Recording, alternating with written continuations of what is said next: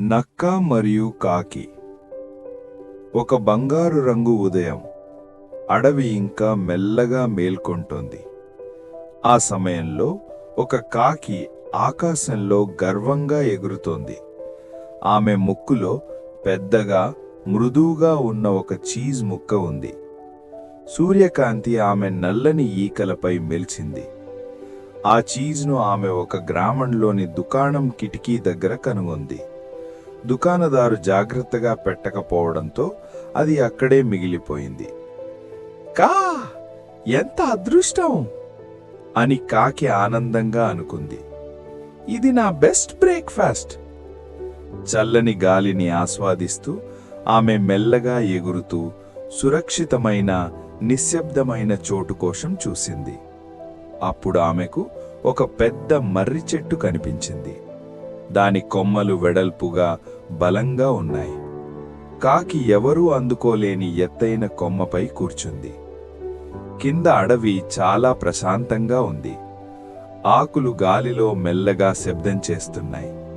పక్షులు మధురంగా కూస్తున్నాయి. చీజ్ వాసన రావడంతో కాకి ఇంకా ఆనందపడింది. ఆమె గర్వంగా ఛాతీ ఉబ్బించింది. నా చీజ్ను ఎవరూ తీసుకోలేరు అని అనుకుంది. నేనే దాన్ని కనుగొన్నాను, అది నాదే.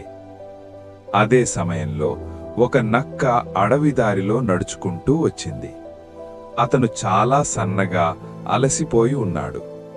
ఆకలి వల్ల అతని కడుపు గట్టిగా అరుస్తోంది. ఒక్కసారిగా స్నిఫ్ స్నిఫ్ అతని ముక్కుకొక రుచికరమైన వాసన తగిలింది. చీజ్ అని నక్క నోరు నాకుతూ చెప్పాడు. అతను పైకి చూశాడు.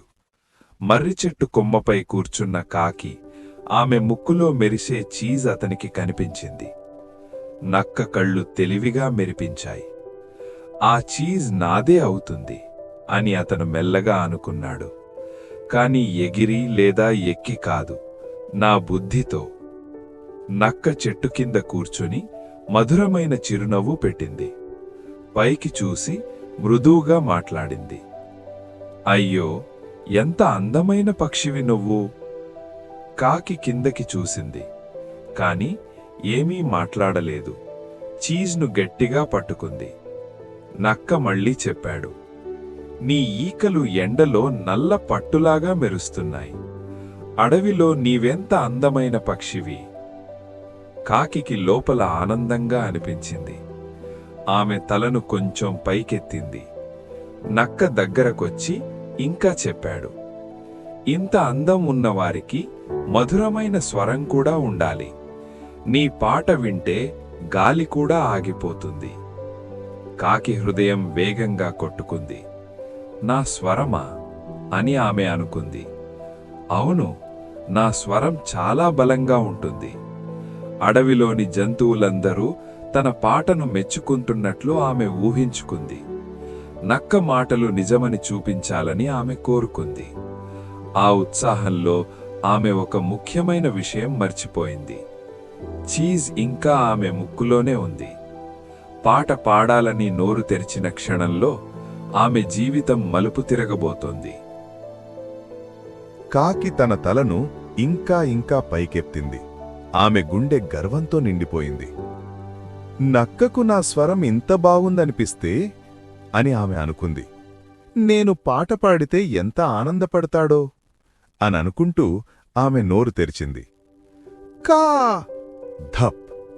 ఆ క్షణంలోనే చీజ్ ముక్క జారిపోయి కొమ్మ నుంచి నేరుగా కింద పడింది. ఒక్కసారిగా ఛాప్! నక్క ముందుకు దూకి చీజ్ నేల తాకకముందే పట్టేశాడు. అతను సంతోషంగా నవ్వుతూ చీజ్ను కొరికాడు.